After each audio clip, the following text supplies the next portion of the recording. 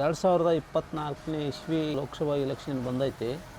ಆದರೆ ಎಲ್ಲರೂ ಪ್ರಜೆಗಳಿಗೆ ಹೇಳ್ತೀನಿ, ಯಾಕಂದರೆ ಎಲ್ಲರೂ ಓಟು ಮಾಡಿರಿ. ಓಟು ಭಾಳ ಕಡಿಮೆ ಮಾಡಕತ್ಯಾರ. 49 45 ಹಿಂಗೆ ಪರ್ಸೆಂಟ್ ತಳಗೆ ಬರಕತ್ತೈತಿ. ಆದ್ದರಿಂದ ದಯವಿಟ್ಟು ಎಲ್ಲರೂ ಓಟ್ ಹಾಕಬೇಕು. ಹೋಗಿ ಒಂದು 5 ನಿಮಿಷದ ಓಟ್ ಹಾಕಿ ಬರ್ಬೇಕಪ್ಪ.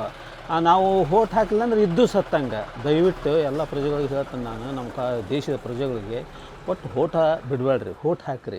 ಆ ಓಟ್ ಹಾಕ್ಲಿಲ್ದಾರೆ ಯಾರಿದಾರ ಅವರಿಗೆ ಬರುವ ಒಂದು ಅನುದಾನಗಳೆಲ್ಲ ಕಟ್ ಮಾಡಿಬಿಡ್ಬೇಕು. ಅವ್ರಿಗೆ ನೀರಾಯ್ತು, ವಿದ್ಯುತ್ ಆಯ್ತು, ಇಂಥವೆಲ್ಲ ಅದು 5 ವರ್ಷನೂ ಮತ್ತೆ ಇಲೆಕ್ಷನ್ ಬರೋ ಮಟ್ಟನ ಕಟ್ ಮಾಡಿಬಿಡ್ಬೇಕು. ಹಾಗಾದ್ರೆ ಎಲ್ಲರೂ ತಿಳಿದು ಓಟ್ ಹಾಕ್ತಾರೆ.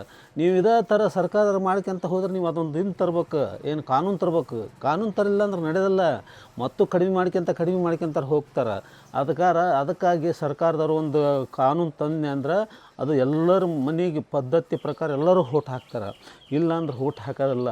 ಮುಂದಿನ ತಿಂಗಳು 7ನೇ ತಾರೀಕು ಬರ್ತೈತಲ್ಲ ಎಲೆಕ್ಷನ್, ದಯವಿಟ್ಟು ಎಲ್ಲರೂ ಕೈ ಮುಗಿದು ಹೇಳ್ತಾನೆ, ಓಟ್ ಮಾತ್ರ ಯಾರು ಒಂದು ಓಟ್ ತಪ್ಪಿಸ್ದಂಗೆ ಓಟು ಹಾಕ್ರಿ.